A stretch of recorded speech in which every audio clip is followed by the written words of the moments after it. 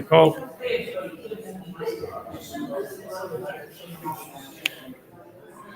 Gee, tough old churro of Clare. You're all very welcome, those of you here in the room and those of you watching us on our first experiment going live on YouTube with our first talk of the 2024-2025 Kilrussian District Historical Society lecture series. If you have a mobile phone, can you make sure, please, that it's on silent? And if we have an emergency, there are emergency exits at the back of the room and over here to our left. So we're delighted to welcome this evening Fiona Fitzsimons. Fiona and I have known each other since 1990. We don't look that old, but we are. Fiona is the founder of a company you might have heard of called Eneclann with her husband Brian Donovan. They also run the Irish Family History Centre at EPIC in Dublin. They have worked for the White House, President Obama and President Biden's administrations, Tourism Ireland, Aer Lingus, etc. Fiona also teaches a 2-year course in Irish Family and Social History in Trinity College, Dublin, writes for History Ireland and Irish Lives Remembered. And she's going to talk to us today about evidence in folklore and oral traditions for family history. If you're watching us on Facebook, there is a chat to the right of the video. If you have any questions for Fiona, you can pop them in the chat on the video and we can pop them up on the screen and we'll put them to Fiona at the end of the talk. Those of you in the room will have a chance to ask questions at the end. You're all very welcome, those from America, Australia, and West Clare who've joined us tonight. So I will leave the stage to Fiona and go down and man the YouTube channel down here. Okay,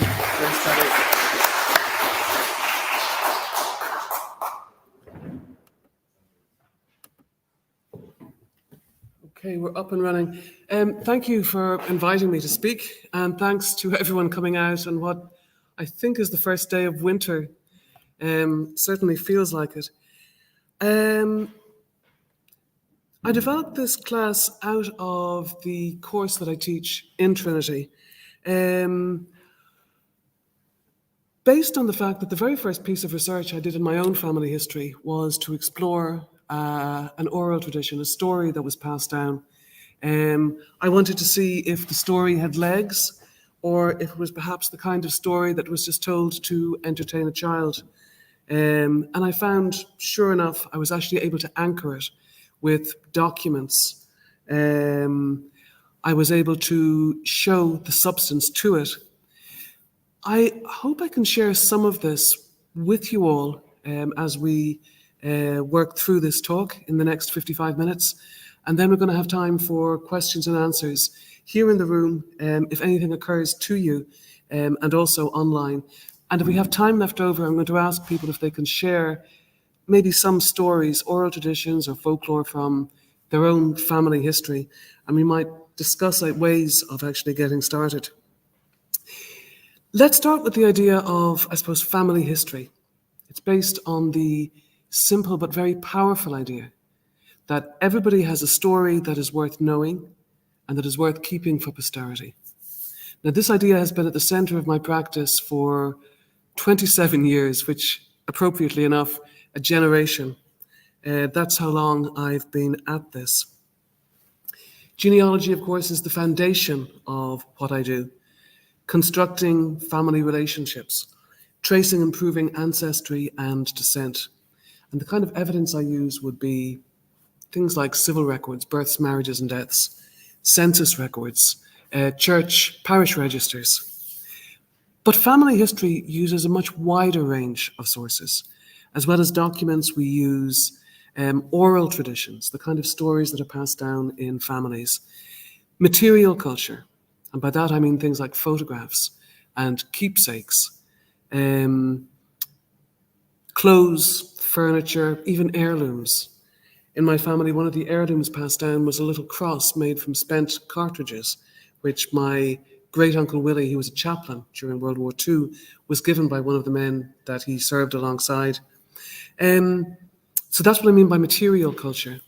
And of course also DNA evidence, because technology is continuously pushing us further and faster, and sometimes with greater accuracy.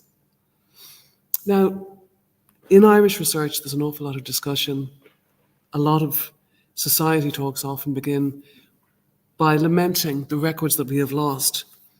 But Irish researchers also have access to a unique archive, and that is the National Folklore Collection.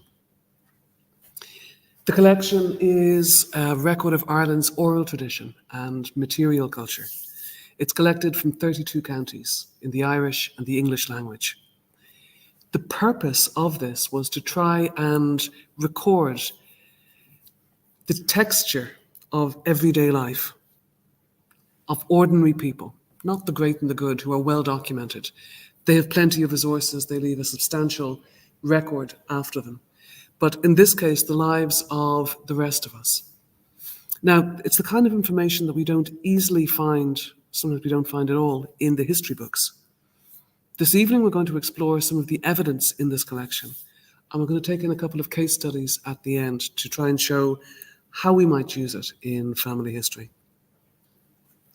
Now, the original holdings are divided into collections, including the main manuscript collection, the photographic collection, the schools collection, which most of us are familiar with, the audio and video archives, the folk music archive, and the Irish surname index. And we're going to take a closer look at each one to see what it contains and how it is relevant, how it might be relevant to your research. The main manuscript collection comprises more than 2,400, almost 2,500 bound volumes. These are verbatim transcripts of the field recordings and the collector's diaries. The diaries have background information about the recorded interviews that the collectors did as they went out, their field work. They give you information about the informant, the person who did the interview, and what they did on any given day. Now, after 1935, the material was assembled using a team of professional collectors who were trained. They were working full-time. The collection was created around themes including community, settlement, everyday life, livelihood and household support, trade and travel, popular beliefs, religious traditions, and many more. Now, each of these themes was further broken down. So, for example, community would encompass things like kinship and food and clothing. To give you a sense, I'm writing a series of articles at the moment about local houses, vernacular architecture. I want to actually trace how things can change, say, even from the north to the south of the county. Now, in the last few weeks, I've been working in the last month, I was working in the in Newman House in UCD. And I saw that settlement, I came up with 8 pages of notes just on the headings for dwelling houses. So the different types of houses, the descriptions of sites, the house plans, the foundations, the windows, the doors, the fastenings of windows, whether it was cloth or straw or hay or sheepskin, wooden shutters, the first use of glass that was documented in an area. Now, even before they began interviewing, the collectors were familiar with the dialect and the lore of the area, of the district. So they weren't going in as empty vessels. They were able to draw out the implications of what it was they heard. In the early days, recognizing that the Irish language was in decline and the likely loss of tradition, the collectors focused on what they called language tradition bearers, native Gaelic speakers in Ireland, also in the Scottish Hebrides, and people who spoke Manx in the Isle of Man. And this is an interesting part of this collection, that the collection isn't just Irish, it's actually broadly Celtic. The questionnaires are a subset of the main manuscript collection. In the 1940s, the Folklore Commission recognised gaps in the material, and they enlisted voluntary collectors, most of whom would have been local school teachers. Now, they sent out questionnaires on a range of questions, from holy wells to tally sticks, from farriers to blacksmiths, from thatching to matchmaking. The evidence in questionnaires tends to be much more complete than the interviews. The volunteers, mostly school teachers, looked at the subject in the round. And of course, this raises a question of itself. Were these prepared answers, where people had a chance to actually prepare the material, were they somehow less rooted in the vernacular folk culture? Now, whatever side of the fence you fall on with this, the questionnaires are an important contribution to the main manuscripts collection. And if you look at this example on screen, I hope this is legible. Question 6, this is about holy wells. They were asked, what purpose do people attend? Is it to fulfill spiritual needs, to fulfill a vow, or to cure an ailment? Question 7 asks, were there special acts of devotion performed at the well? If people walked around a well, maybe a number of rounds, and in what direction? Whether they used stones or pebbles to document, to record the number of times they walked around. Question 8, what prayers were said? Question 9, for what relief or ailments is the water of the well used for? And I was talking to somebody during the week about, is it St. Kieran's bed? Oh, Yeah, St. Coleman's bed. If you lie down in St. Coleman's bed, that it's actually, it'll give you relief for a back. The thing here, I suppose, is that this particular question is drilling down into folk religion. It's that something which is peculiarly, I won't even say peculiarly Irish, it's peculiar to every district. So what you find in Clare is very different to what you might find in North County Louth, for example. Here's another sub-collection, the schools collection, completed between 1937 and 1939. It has more than 50,000, it has records, the results sent out from more than 50,000 elementary school students in the 26 counties of the Irish Free State.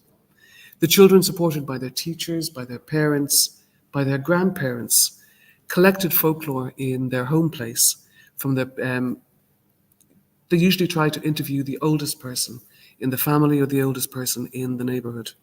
Now, the schools collection runs to almost three-quarters of a million pages of material, including, you get riddles and sayings, you get games and pastimes, you get local stories. And this survives in bound copybooks. Now, every piece of folklore that was collected includes the name of the teacher and the school by the civil parish, the barony, and the county. We also get the name of the child, and usually their age, and the name of the person they interviewed. This is your provenance when you want to actually try and weigh up the evidence, when you're trying to get a sense of how accurate it might be. Now, on screen is one of 3 pieces contributed in 1939 by Greta Colleen of Howth. And in 2013, Greta Colleen came full circle. Now, Mrs. Greta Walsh, she visited the National Folklore Collection in Newman House in UCD to read her own copybook. This is her, the lady in the red coat, with her 2 daughters. So she would have been 10 when she contributed that. The audio and video collection has 12,000 hours of audio, more than 1,000 hours of video recordings made by professional field workers. Now, the earliest sound recordings date from 1897, taken in the Feis Ceoil in Belfast in that year. But the majority of recordings date from the 1940s onwards. In the 1930s, the collectors went about using an Edaphone. They recorded interviews, songs, and music directly onto wax cylinders. Now, the Edaphone was big and bulky. You can see it here in this picture. But that actually turned out to be quite a good thing. It was so big and bulky, it was almost a point of conversation.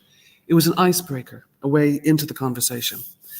The difficulty is that recording to wax cylinders, you were only able to get 10 minutes recording, and then you would have to actually change to a new cylinder. Now, once the recordings were transcribed, the wax cylinders were usually pared down. Think of a kebab shop. It's almost like seeing somebody paring away the kebab on the stick. So they were pared down and more wax was put on to create a new cylinder. The problem with this is that most of the original recordings from 1935 to the late 1940s were destroyed. They no longer survive. We only have them in transcript. Those we do have give us a real sense of the past. The sound is slightly muffled, a little bit crackly, but lovely, strong accents, particularly when people are speaking Irish. Now, after 1950, the Ediphone was phased out by new technology. Reel-to-reel technology, reel-to-reel recording came in. The new technology gave us a much better sound quality. You could also record for a much longer time frame, a much longer time period, which meant that the folklore collection was able to keep the recordings permanently. The Irish Folk Music Archive has recordings of singers and musicians. Now, its heyday was in the 1940s and 50s when Seamus Ennis, who we saw in the last photograph, was a music collector. Ennis was a musician himself and also a folklorist. He was almost a kind of Alan Lomax type figure in Ireland. Or maybe I should say Alan Lomax was a Seamus Ennis kind of figure in the States. We have a much more complete survival of the music recordings. Music was never taped over because it was something in and of itself. So it was never taped over as the interviews were. Now, in addition to musical recordings, the Folk Music Archive has more than 3,000 pages of sheet music. If you want to learn how to play, it has English language songbooks from the 18th century and a collection of 19th century broadsheet ballads. You will find sometimes that community and local events were celebrated in traditional songs. About 18 months ago, I was researching a family, and I actually found a song from the 1820s or 1830s which recorded the outcome of a county GAA match, and it named some of the team members. So I was able to actually take this and write it into the history that I was presenting to a client. The Folk Music Archive is also particularly relevant if you're tracing traveller family history. There's a very big tradition among travellers, a very big music tradition. You find certain families, I think the Potts family, for example, would be one, the Furies are another. And when you begin looking at the music that they I won't say they produced, but they were part of that tradition, sometimes it's actually easier to trace the musician, to trace the musical tradition within a family. It allows you to actually bring the family back a number of generations, even pre-civil registration, which is always difficult for travellers. Now, the National Folklore Collection has a bias towards the countryside, towards the customs and traditions of the Irish countryside. The Urban Folklore Project is one subset which tried to rectify the balance somewhat. It's an audio and video collection. It's a record of Dublin City's folklore and oral histories, folklore and social history, captured by oral history, by interviewing people in, I think, an 18-month period between in 1979 to 1980. So there's more than 700 interviews in this. The original audio recordings survive, as do the transcripts. This is a lovely photograph of shamrock sellers on Dublin's Henry Street. The ladies from Moore Street with their prams. And of course, they put their goods in prams because if the police came, they were able to very quickly throw a blanket over and just push them away, wheel them away. Now, the smallest sub-collection is the Irish Surname Index. This developed out of the work of the Commission. The collectors registered the names of the people they interviewed to try and capture the huge variation in the same names, even in a barony, even in a local district. A surname head card was created for the surnames and all the variant forms from them. So one name was taken as the advised version. The surname, the head card, was used as a way of cross-referencing all the variant names that you'll find under one surname. Now, on screen, I've used my own name, Fitzsimons, as an example. It includes variants including Fitzsimmons with two M's, which I think is the version that you're most likely to see in the UK, in Australia, and the US. You'll also see new variants, or at least they're new to me anyhow. Ryder and MacKnight, Gaelicised as Mac on Rither. It would simply never have occurred to me to look, if I'm doing my own family history, to look for not only Fitzsimons, but MacKnight, Ryder, Mac on Rither. We also find then more common names like Simmons with a D without the Fitz. I might be related to Boris's Mrs. yet. And a Gaelicised version of the name, O Simon, which goes back to the name's origins, the son of, Fiel, Fitz, son of Simon. So that's harking back to the origins of the name. Now, I'm going to pause. I'm going to dwell a little bit on the photographic collection. The photo collection, part of the National Folklore Collection, has more than 80,000 images of Irish folklife and informants.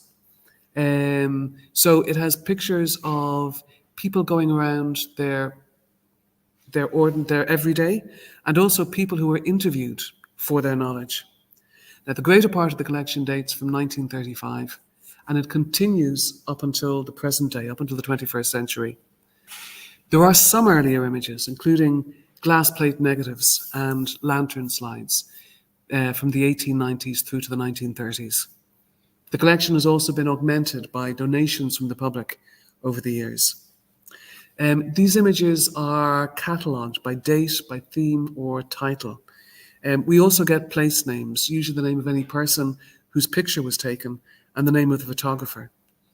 These photographs document an older way of life in Ireland that even at the time the photographs were first taken, this earlier way of life was already dying out. The pictures provide the kind of incidental detail of everyday life that we don't easily find in documents. Look at this picture on screen. It's a photograph of a village dance at the end of the pier in Clarehead in County Louth.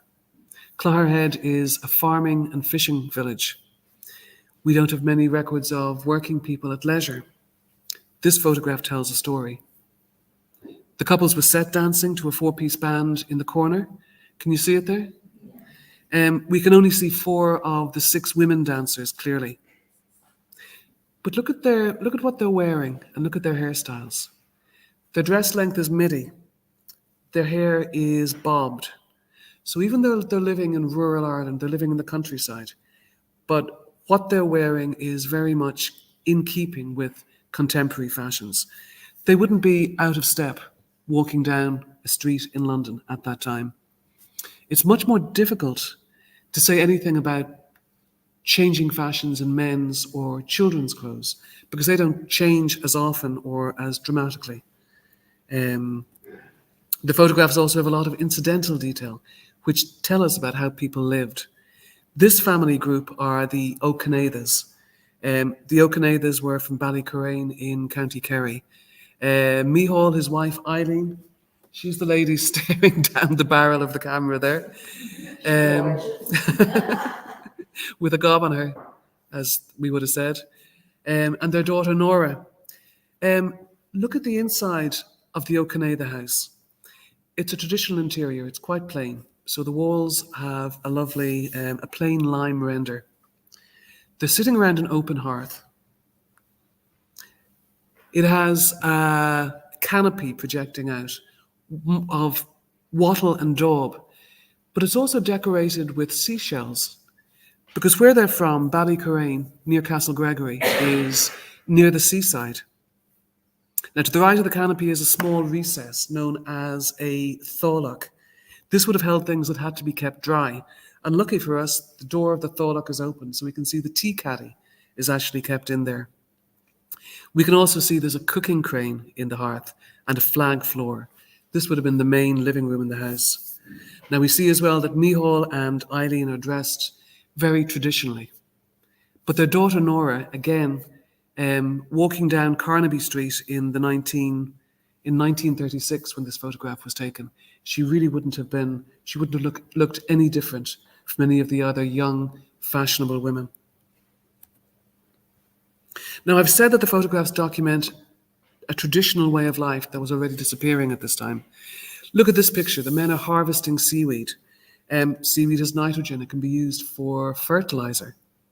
These men have waded into the shallows. I heard about this before. I knew that it was done. I never quite knew how. I didn't know if it was waiting for everything to be washed up onto the beach. But here we actually see the men in action. They're fully clothed. They're wading into the shallows. They're fully dressed. They're carrying rakes and nets to bring it in. Now, every community on the Irish coast would have harvested kelp in this way. This was physically hard manual work. It was done by subsistence level farmers. I don't believe it was taxed, so it doesn't appear to ever have been of interest to central or local government. They never made a record of it, certainly. And likewise, it fell below the radar of most people who were literate, the people who made and kept the records. But again, this is part of the texture of everyday life. Here we see a local example in Quilty, County Clare, kelp kilns, try and say that fast, kelp kilns and kelp stacks, drying out the seaweed. And it's a lovely thing to see. There's other photographs in the sequence where you have all the currachs which are brought up and raised. Is that? Okay. Now, the collection also has images of non-elite women working and at their leisure. Now, at this time after 1922 and continuing the 30s, right the way through to my childhood in the 70s and 80s, official Ireland perceived women's place as in the home. But the domestic sphere was also one of the most private, one of the least well-documented parts of Irish life. So I think that in these photographs, we get a fantastic glimpse behind closed doors. Here we have a woman feeding wool in a spinning wheel by the fireplace. This was taken in the 1930s. People were still using spinning wheels to process their wool. I particularly like the images of children at school and at play and at work. Among non-elite families, children would have helped out at home from a very young age. They would have helped out on the farm, in the workshop, in the family business. In her book, Social Change in Everyday Life in Ireland, Katrina Clear writes, even the youngest child could wind wool or shoo the chickens from the vegetable patch. And as they got older, children and young people took on harder, more physical work. Now look at this picture. In this picture, in 1955, this young lad had just drawn water from the well. He was returning home with the barrel in the evening. How do we know it's the evening? Yeah, long shadows. So we know the sun was low on the horizon. And this brings me back to one of my favorite nuggets, which I'm saying forever to my class, that an awful lot of research is based on keen observation of documents, but also, if you are lucky enough to have photographs, keen observation. What do you actually see in the picture in front of you? Now, as late as the 1950s, most houses in the Irish countryside wouldn't have had running water or electricity. The number of houses I've visited where people say, turn the lights out or unplug as you leave, because it was the electrics were put in the 1950s by Daddy, and I'm not quite sure how well done it was. So here he is bringing water from the well. This is something that the young people would have been asked to do. Water to wash or to drink or to cook or to clean. This was a daily household task. And just imagine the actual weight of that barrel. Now here we have two young girls bobbing for apples. We know, this is very timely, I think, this time of year. We know that bobbing for apples was associated with Halloween. We know that it was practiced in Ireland from at least the 18th century. We have an 18th century reference in Valency. In Ireland, almost every child of almost every social background, every social class would probably have bobbed for apples, with the possible exception of the more fundamental dissenter churches, but pretty much everybody else would have. We know it was practiced as early as the 18th century, possibly earlier. We don't have many different accounts of whether there were different versions of the game played in different parts of the countryside. This was folk culture. and it was beneath consideration. Valencia's is the very first example I've ever seen of this game being mentioned in a written account of the times. So there's very few accounts in the written record. Now, children also took part in religious observation on festivals and saints' days. Every festival had its own customs. This is one that I took part in myself. I'm sure many of you did. On Christmas Eve, the youngest child in the family would light the candle in the window. And this was a signal to Jesus, Mary, and Joseph, and the little donkey that they were welcome to come into the house. And it has been suggested that the origins of this custom may go back to penal times, that this may have been a way of signaling to priests or to others who were in trouble with the authorities that the house was safe and it was actually safe to come in. Now, these children have gathered at St. Bridget's Well in Liscannor on the Saints' Feast Day. And if you look closely, you'll see that they're carrying homemade St. Bridget's crosses. There were whole traditions about celebrating St. Bridget's Day, the feast. Families would gather on the eve. They would eat a meal together before they wove crosses from rushes and from straw. And again, this is something that is very difficult to find accounts in the historic records or even in contemporary novels. The collectors took photographs of the people they interviewed. This pair, well, wait till you see. This pair are sisters Koch and Maura Russell of Doon Queen. Now, at first glance, they looked like two unassuming countrywomen. In reality, they're hardened media pros. They literally contributed hundreds of hours of, almost 100 hours of interviews between them. Key thing to remember is that almost every photograph is catalogued by date, by place, by the name of the subject, the name of the person being interviewed as well. And there may also be a brief description of what's happening in the picture. Now, always make a note of this. This is your provenance. Some of the material in the National Folklore Collection is only available as Gaeilge. This is Stephen O'Halloran, also known as Stephen Chot Janacher, in English, Stephen Hillary.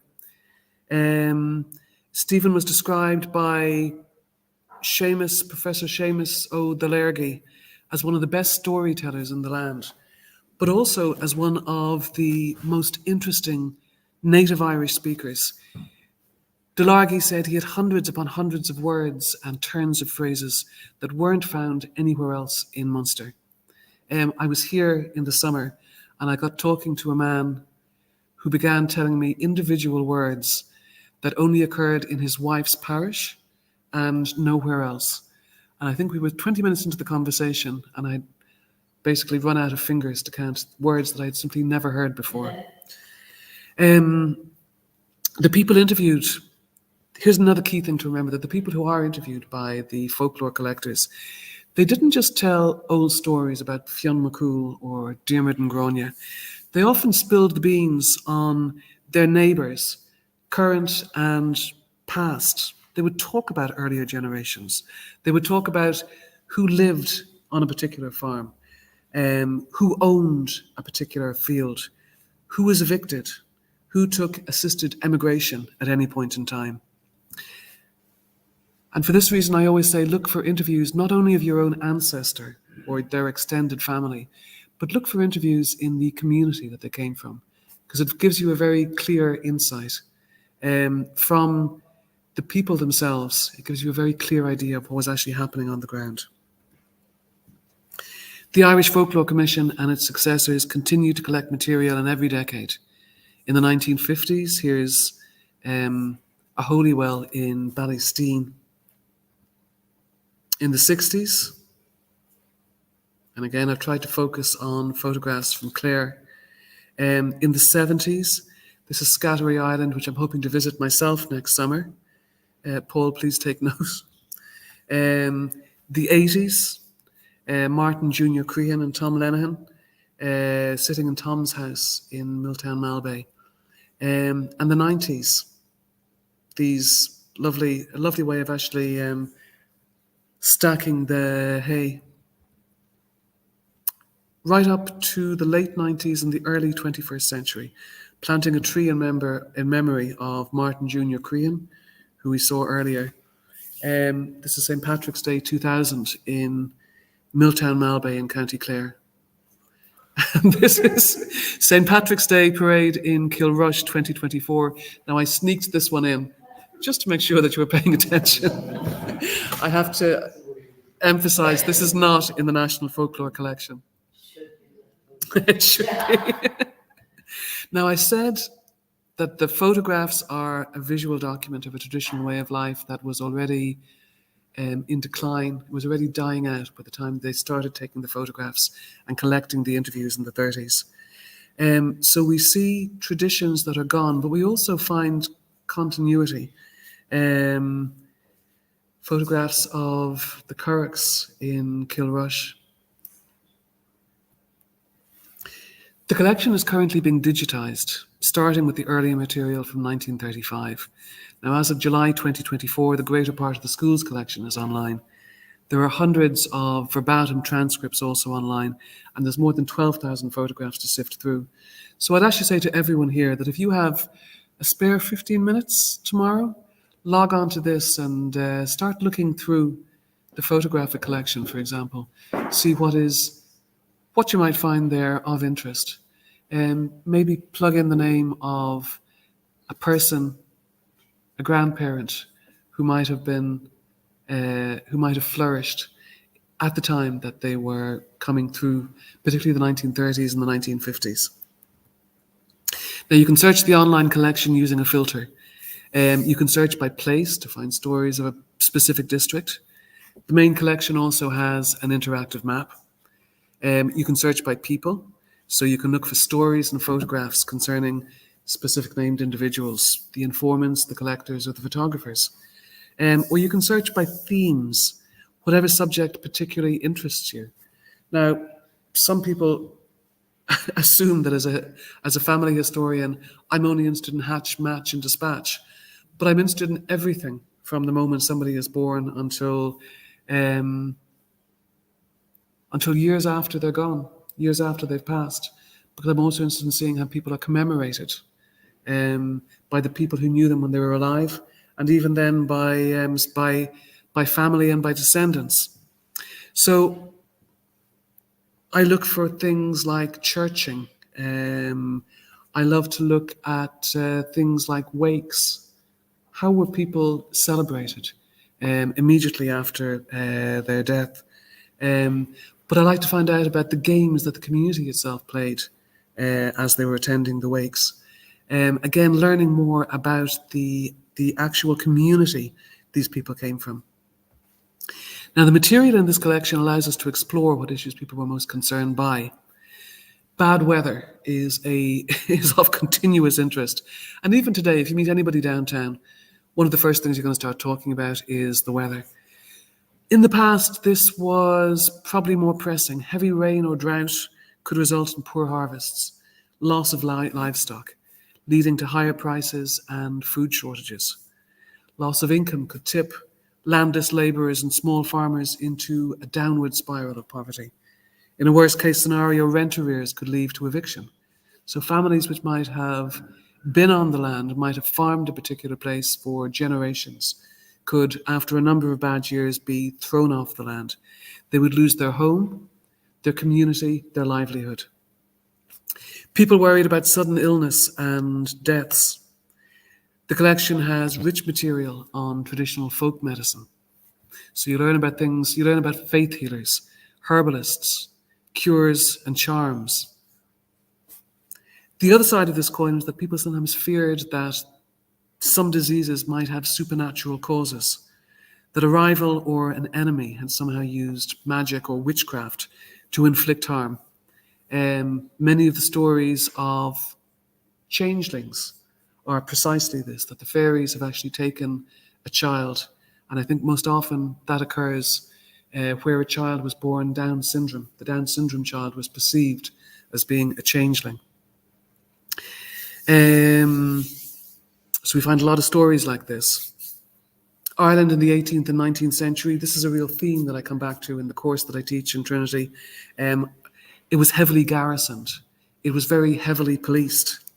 The Irish people were very fearful of coming into conflict with the authorities.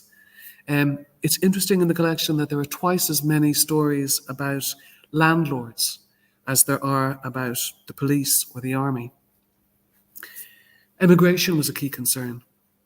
It separated families, it accelerated the decline of the traditional way of life. And we find a lot of stories of emigration documented in the folklore collection. And also migration, seasonal migration was part of the pattern of everyday life. And very, very difficult to actually trace. As Ireland modernised, people were concerned about the rapid pace of social change.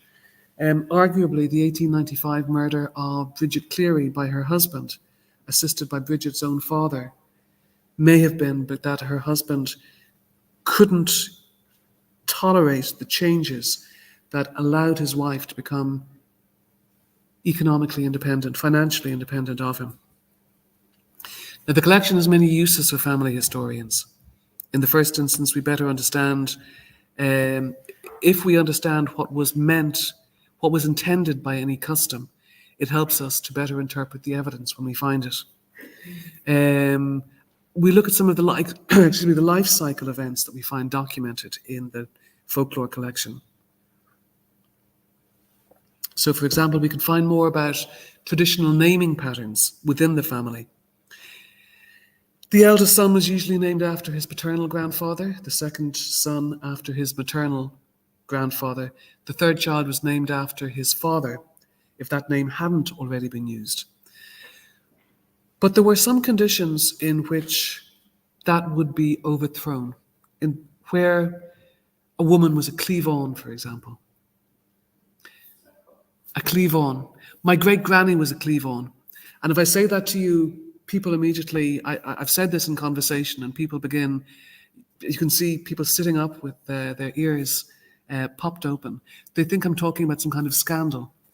I'm not. My great-granny was a cleave-on, so my great-grandfather, who came from Killaloe, married into the farm in Eneclann.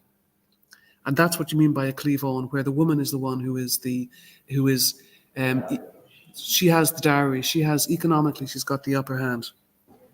And in those cases, where you actually have, where a woman is a cleave-on, it's her father that the eldest son is usually named after. So it's a way of actually overturning the usual tradition. A woman in childbirth would be the responsibility of her birth family, or her married sister, her mother, her married sister. Her husband's family would stand aside, and they would let the mother, the married sisters, take over and help with the birth of the first few children. And for this reason, the eldest child in almost every family is usually baptized in the mother's home place. So not necessarily where the family lives, where the mother lives every day, regularly. That's on the understanding that the woman is married into the husband's farm and has moved from one parish to another. A woman who gave birth was not supposed to be left alone until she had been churched. And churching is a purification ritual that took place about a month after the child's delivery. According to folklore, women who died before they could be churched couldn't enter heaven. So when a woman died in or shortly after childbirth, there was sometimes a question mark about whether she should be buried in consecrated ground. The child certainly wasn't supposed to be buried in consecrated ground. And that's when we see children, unbaptized children, being buried in colleens or sometimes being buried on the grass verge, with the idea that the grass verge on the road will contain what is a restless spirit because it hasn't been baptized. Okay, let's look at some case studies. Researching the family history of Uachtaráin na hÉireann and Michael D. Higgins, I found that his paternal grandmother, Catherine Lynch of Newmarket and Fergus, had been baptized twice. Now, baptizing a second time is contrary to canon law. So what do you think they were doing?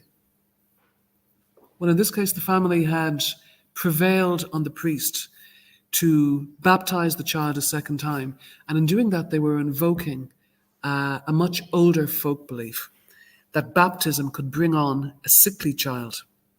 Now, the year that it happened, 1851, is right on the cusp of the devotional revolution.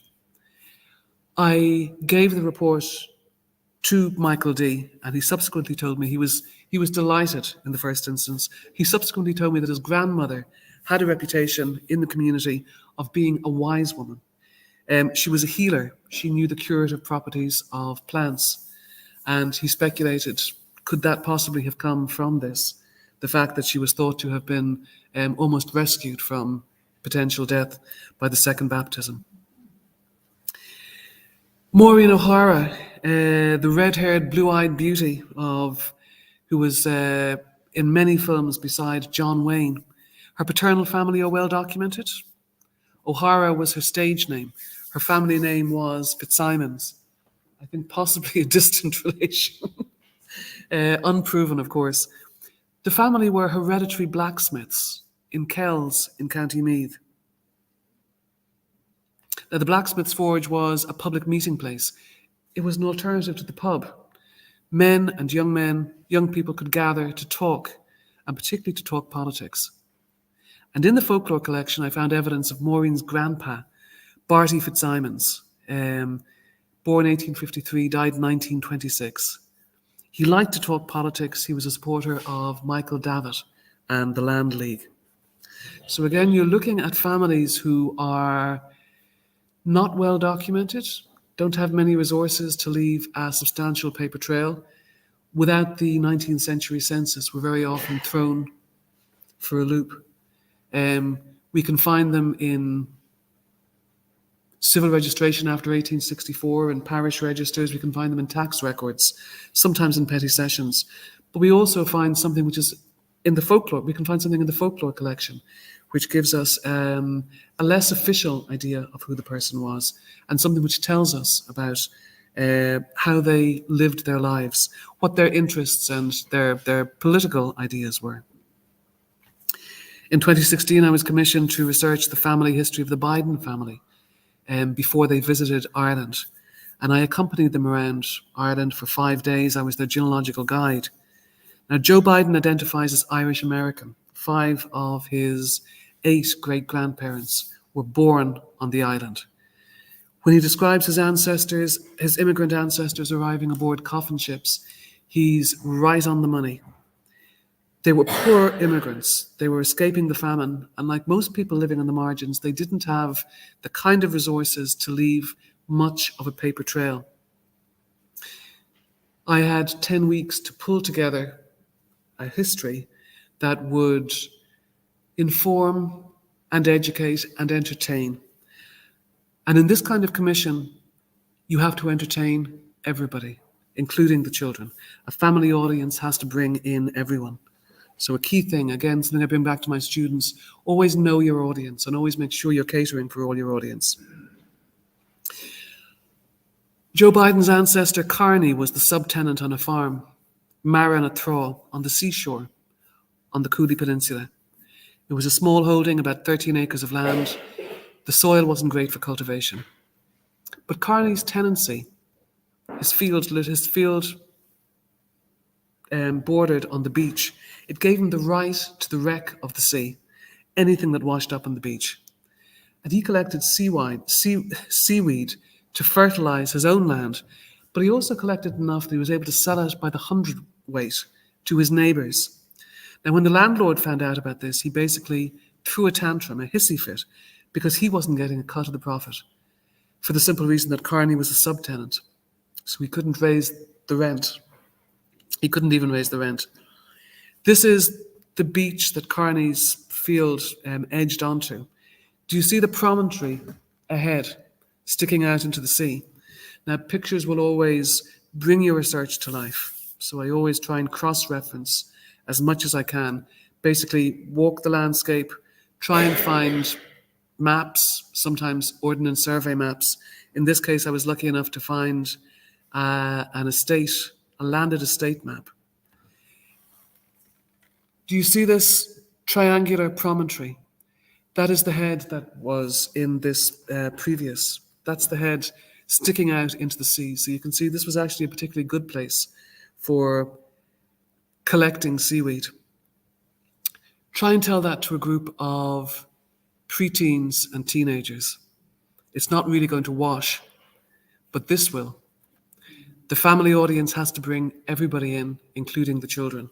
So I was able to give them photographs to show this is what your ancestors would have done, to show the sheer physical graft that was required to be able to harvest the kelp.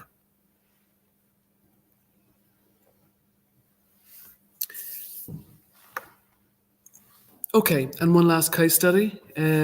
Working for Who Do You Think You Are? One of our subjects was Eamon Dunphy.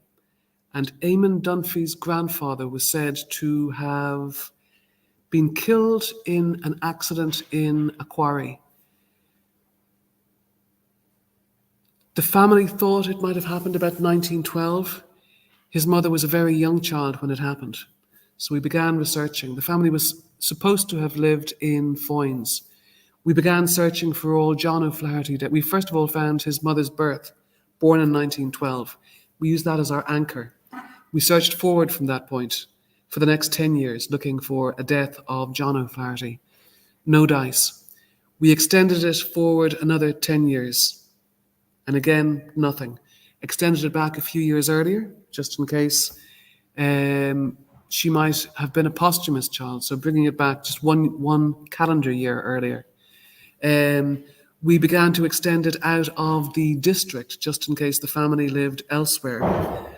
In the meantime, I had my secret resource. My secret resource is my address book. I have a network of local historians and parish secretaries from around the country that sometimes when I'm having difficulty in trying to get leverage, trying to find a way into a story, I can phone people, I can actually get into contact with them, and I can find out whether or not there's legs on the story. And sure enough, I contacted Tony Brown. Tony Brown, it's 10 years ago, so I can't even remember if he made inquiries or if he knew it immediately. But he was able to tell me that John Flaherty worked for the O'Donnells, the local landlord, that they had leased out part of their land to the county council for a quarry. And that one day Flaherty was asked to move the cows from the field because blasting was going on, and it was thought the blasting might actually upset the animals. After he moved the cows, a piece of debris hit him in the head and he was knocked unconscious. He was brought to hospital. He died there 3 days later. That was Tony's story. And I thought, okay, the story probably has got legs. I'd begun to doubt that it had ever happened. I found the civil death record of John Flaherty, not in Foynes, but in Croom. Died 9th of April 1930. Cause of death, shock and hemorrhage from fracture of the frontal bone. And an inquest was held. And finally, I found the story in the Limerick Leader, a result of blasting operations. And we find out that Flaherty had actually just paused to light his pipe and have a smoke when the accident happened. He was attended by the local doctor and the priest and removed to Croom Hospital. An inquest was held. The deceased lived at Askeaton and leaves a wife and a large family. Now, I hope this talk has given you some ideas of how you might reach into the National Folklore Collection and use it in your own research. You can find stories sometimes of your ancestral place in this collection, and it opens a window onto the past. You will sometimes find stories, evidence of direct or collateral ancestors. In the last century, thousands of people were interviewed. But you will definitely get a better knowledge of customs and practices that will help you to better interpret what it is you read in the documents. I really think this collection gives us, I keep going back to this again and again, this phrase that I heard, allows you to get a sense of the texture of everyday life, how people lived in the past. I'll finish with a quote from one of my favourite historians. History isn't sitting in a box waiting for us to write it. It's what we construct out of the archives and the sources that we use. Okay, so thank you very much.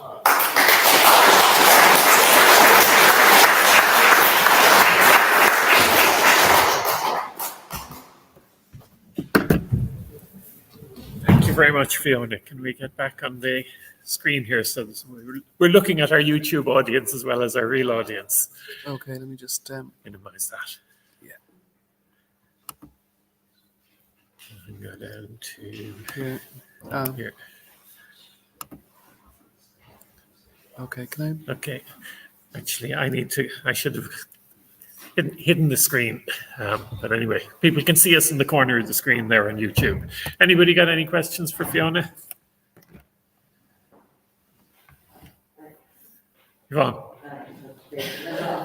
A lot of questions. A page full of questions down there. I'll just do one, and because we have Australians reaching out to it, I'm going to do, this is the question I go to ask. I'm actually, sorry, I didn't get your name. Fiona? Fiona. I'm actually looking, Fiona, for a picture of Jardine House in Jardine Place in Kilkee. An old picture. Because you're going to love this now, Australians. I researched a man who was born in Kilkee, died in Kilkee, is languishing out in Kilfeary Graveyard, Captain Charles Fitzgerald, who went on to become, amongst other things, the governor of the Gambia for 3 years, and then the governor of Western Australia, and opened up Perth and everywhere. Eventually got a prison. So I'm looking to see where can I get that picture from. He was born in 1791. Now, whether that was in Trinity Place, or I think it was a brother owned it, and he actually came back there in mid-1800s, died out, was removed from there. How did I find it? I'm not sure if you're going to find a photograph or a picture of the house in Geraldine Place in the folklore collection. What I'd say to you is to look first and foremost at the Valuation Office records, particularly the house books. The house books record, they give a very detailed survey of all houses worth £5 or more. So you'll get a description of what materials the house is made of, the walls, whether it's lime, mortar, concrete, whether they're using tiles on the roof or thatch. I'd imagine that someone like this, it's probably a first-class house, probably permanent materials, tiles rather than thatch, cut stone rather than cob, mud mixed with rushes. So I'd look to the Valuation Office archives, specifically the house books, to get a description. You'll also get the dimensions of the house and any out offices. So if there's any kind of service return, any service wing, that'll give you a description of what the house looked like. The other place I would look at would be the Irish Architectural Archive, which is in Merrion Square in Dublin. And with a picture of us. I can't guarantee they will, but it's the most complete collection of architectural heritage in the country. It also has the Irish Builder, and the Irish Builder was the trade journal, of builders and developers and architects. Christine Casey, who is professor in the art history department, she has been a patron for 35 years. So she along with the other board members, the committee members, they've steered. They've been very carefully acquiring material continuously. So the best chance you have of finding a record of this is, first of all, a description in the house books, and then possibly you might find something written up. You might find something in the Irish Architectural Archive, or written up specifically in the Irish Builder. Thank you so much. Sorry if it was too long a question. I should have asked you. Oh, no worries. And also I just have a load more, but we might start later. also just check the Ordnance Survey maps. Because I think in the case of Geraldine Place, it's not on the Ordnance Survey map of 1840, and it is on the Griffiths valuation of 1855. So I think it was built in that window. Pardon? I think it was built between 1840 and 1855. It's the same, 1852. Okay, thanks very much. Any other questions here in the room? Paul? Whose idea was this? Like, it's a commission. The folklore.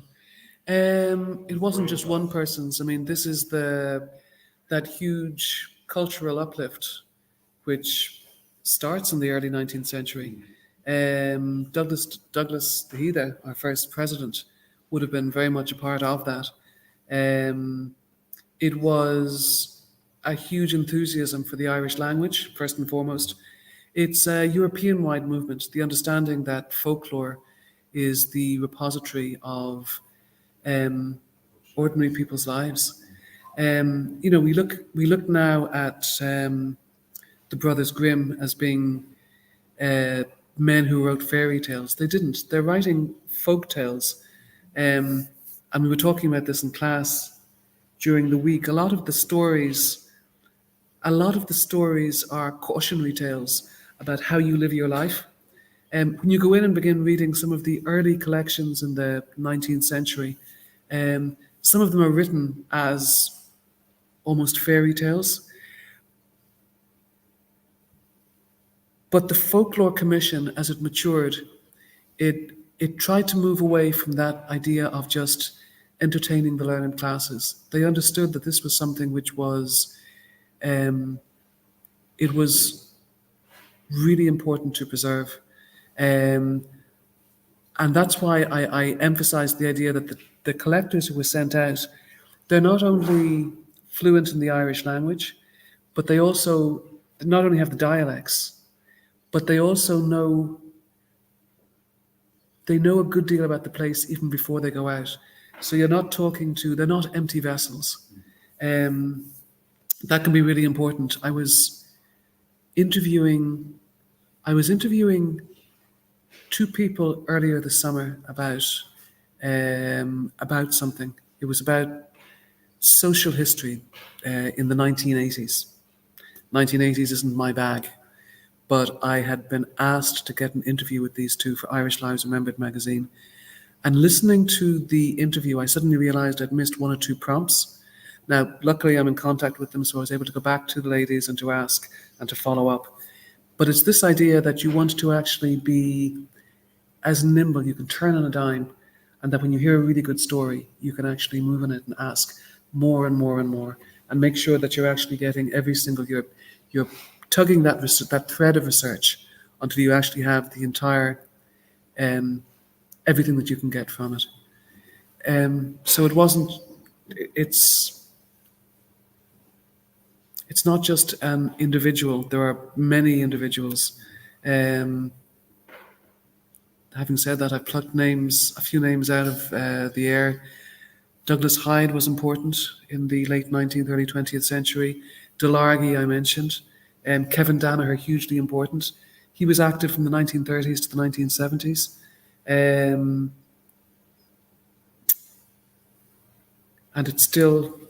they're still collecting, they're still building this collection. So. Karen. It intrigued me when you started, it still intrigued me. Obviously, the mermaid on the right's got a mobile phone. But what is the picture on the left? The picture on the left is from the Treasures collection. If you go to the National Museum of Ireland in Kildare Street, and when you walk in the door, if you turn to the right and go to the Treasures Gallery, it is a collection of metalwork from the classical period. So I think from about the 11th, 12th through to the 16th century. That's from continuity. I think it is. If you look at the logo of AIB, I was going to say Bank of Ireland, the logo of AIB, that's taken from one of those treasures as well. It's particularly excellent examples of Irish metalwork at the height of Irish civilization. That's what we call the classical period, the 12th through to the 16th centuries, I think. Robbie? Thanks, I really enjoyed what you had to say. Eugene O'Curry, our local boy, would he not be one of the kind of founders of this whole folklore, or am I seeing that differently? Oh no, he absolutely was. But Eugene O'Curry was, yes, he and John O'Donovan were employed by the Ordnance Survey to collect Thin Shankas, and to collect the old stories and to collect local history.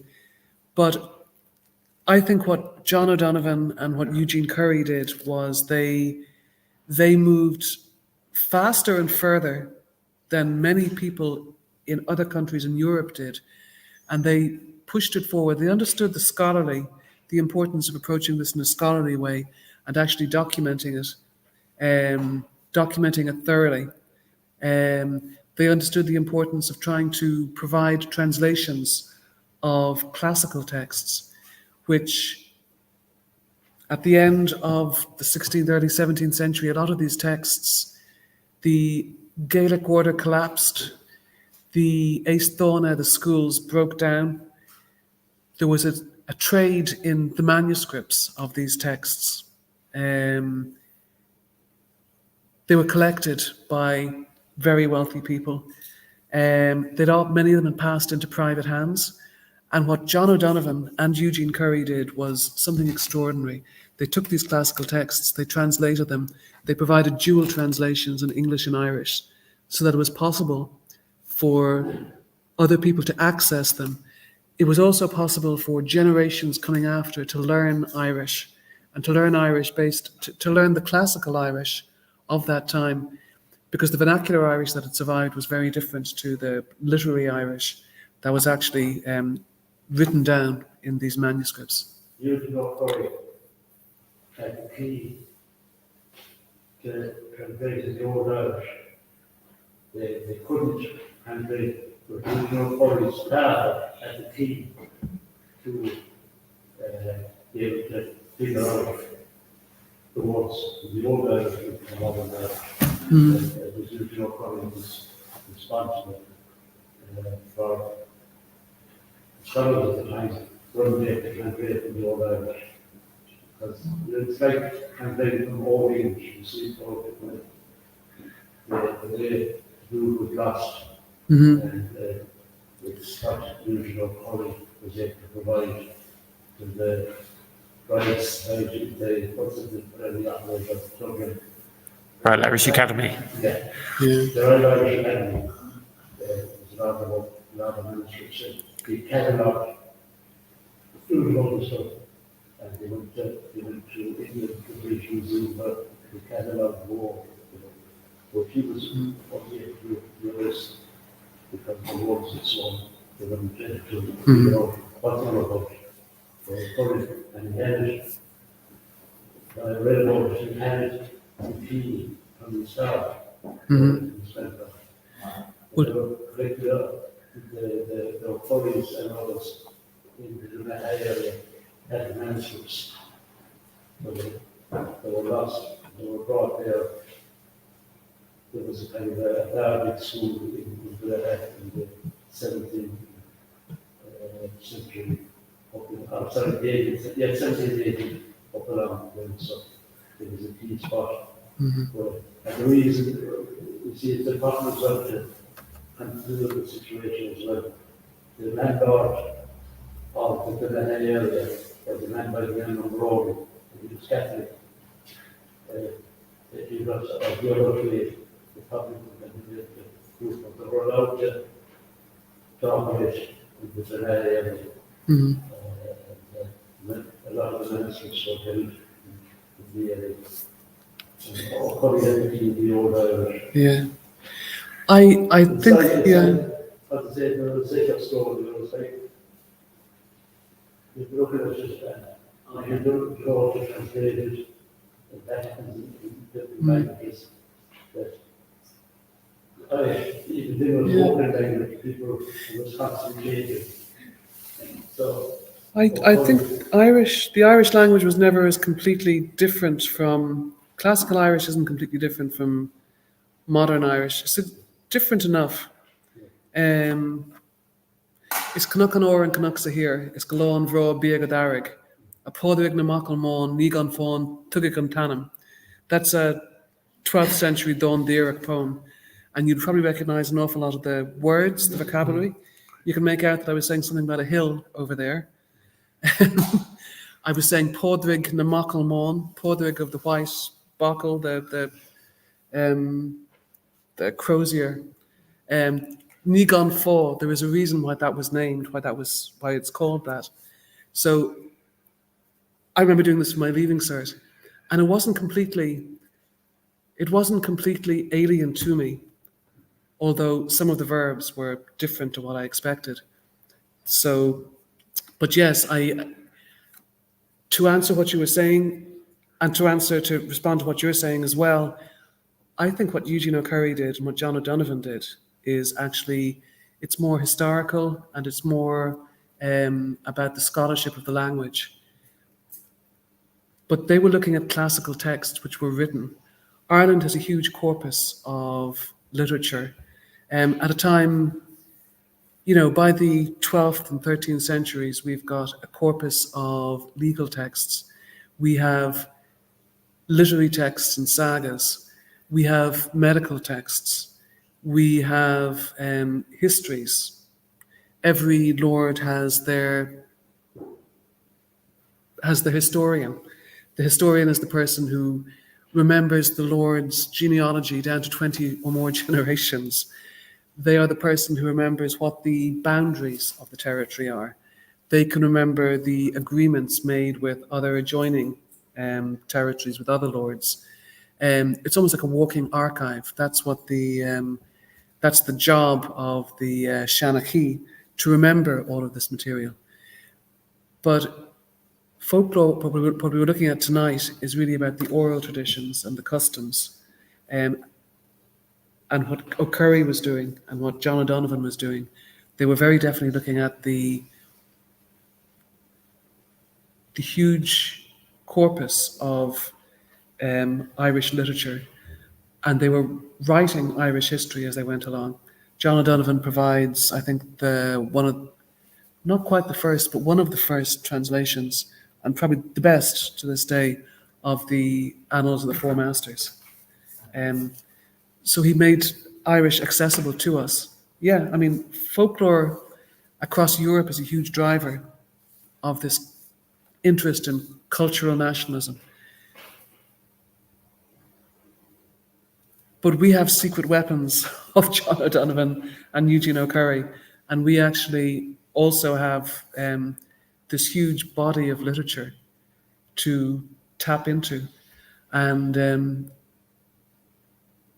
the folklore and the history, it was a huge impetus towards what transpired in the late 19th century and the early 20th century. It's that cultural nationalism. Paul, are there any questions from our YouTube audience? Just lots of compliments.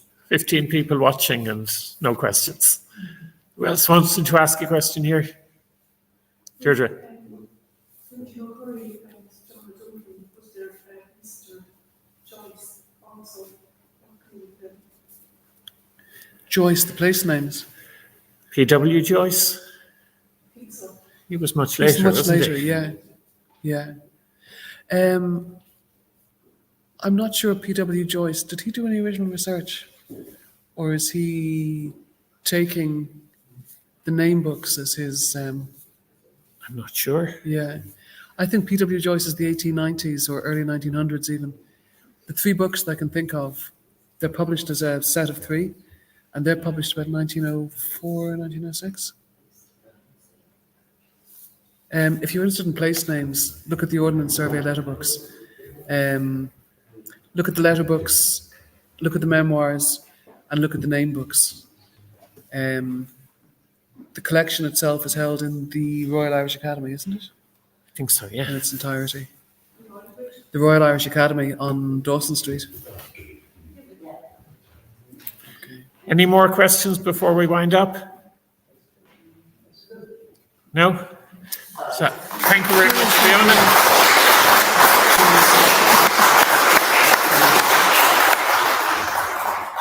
Thank you all for coming. We're back to our usual Tuesday, the 29th of October. And I think we have a new speaker lined up. Mary Alice Wilderson, who's here tonight, has agreed to talk about immigration during the family.